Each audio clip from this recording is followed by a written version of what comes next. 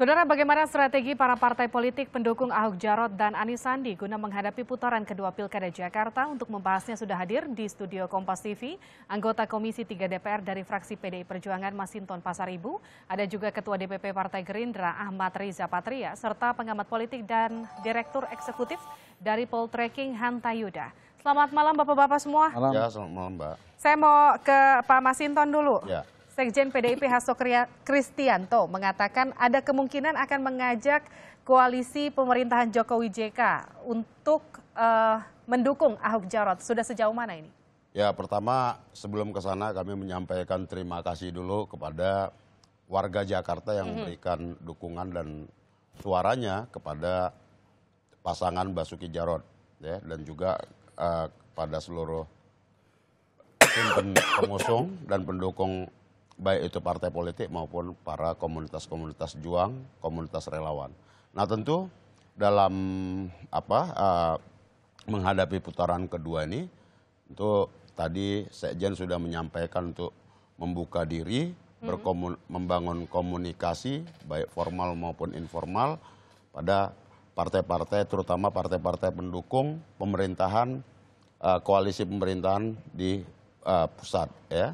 Ada PKB, ada PAN, dan juga ada P3-nya Romi, walaupun sebelumnya P3-nya Pak Jan Farid juga sudah bergabung terlebih dahulu untuk mendukung. Nah, tentu bukan hanya partai politik, tapi juga dengan elemen-elemen masyarakat yang kemarin belum mendukung Pak Basuki Jarot. Nah, tentu kami membuka diri, ya, terhadap dukungan dari elemen manapun. Jadi sekarang suara dari Agus Silvi yang sedang diperebutkan oleh Ahok Jarot tentu?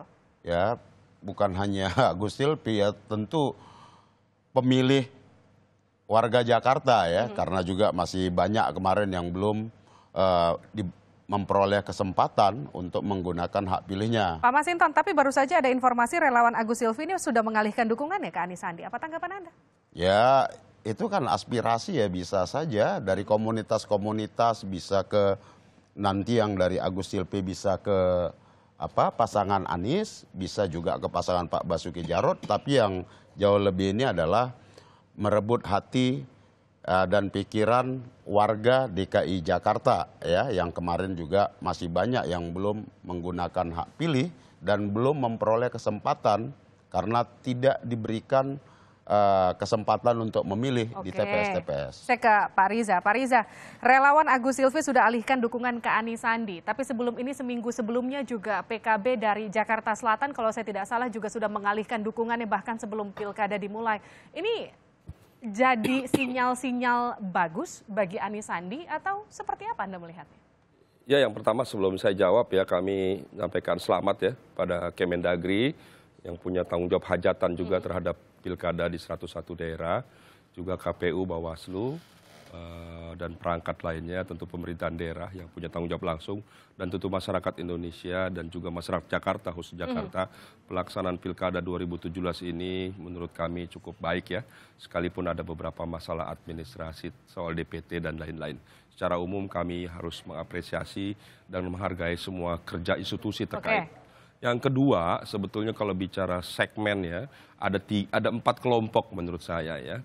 Yang pertama, saya menyebutnya dari segmen suara itu suara yang sudah mendukung Anis Sandi sebesar 40% kurang lebih, itu bagaimana kami pertahankan itu supaya tidak hilang. Tentu yang kedua, kami ingin merebut, ya, sebagian besar dari 17% sekian yang ada di Agus Silvi. Yang ketiga, tentu kami ingin juga berusaha mendapatkan, ya, suara yang ada di Ahok Jarot gitu, yang dimungkinkan bisa saja berpindah ke Anis Sandi. Dan tentu yang keempat juga tidak boleh kita anggap kecil, seperti disampaikan Bung Masinton tadi, ada suara yang mungkin saja belum ikut terlibat, ya, karena menurut data baru 75%, ya, partisipasi. Sekalipun itu yang tinggi, itu juga ada 4 bagian lah saya kira. Nah, itu yang pertama. Yang kedua, ya, bicara perolehan, saya kira memang di satu sisi betul apa yang disampaikan oleh Sekjen PDIP. 3 dari partai pendukung Agus Silvi adalah partai pendukung pemerintah ya. Tapi kita juga harus ingat 3 partai tersebut itu punya garis khusus dengan pasangan Anies Sandi ya. Itu kan kalau mau jujur itu termasuk pasangan secara kultural, secara psikologis lebih dimungkinkan dia berkoalisi dengan Anies Sandi dibandingkan katakanlah ada garis Ahok. sentimen keagamaan yang mungkin Ya, bisa kira-kira satu garis itu dengan salah Anies satu. Sandi Nanti dibandingkan dengan Ahok Jarot. Bung Hanta yang lebih pas lah menjelaskan Oke, itu. silakan. Tapi antara itu yang sangat dimungkinkan ya. Jadi kenapa juga kemarin ya kalau kita mau jujur 3 partai ini sejak awal kan diajak untuk mendukung Ahok begitu kan. Tapi tidak mendukung Ahok. Tapi mendukung Anies Sandi. Itu salah satunya. Jadi ini juga salah satu yang mungkin sama-sama kita perubutkan dengan latar belakang dan strategi masing-masing, saya kira itu. Baik, kalau gitu kita bahas usai jeda. Sebetulnya sentimen keagamaan ini apakah masih jadi jualan yang bisa digoreng begitu garing nanti di putaran kedua? Atau Bukan mungkin cuma agama loh, ini kan ada soal kultural dan lain-lain. Baik, kita bahas itu usai jeda, tetap bersama kami.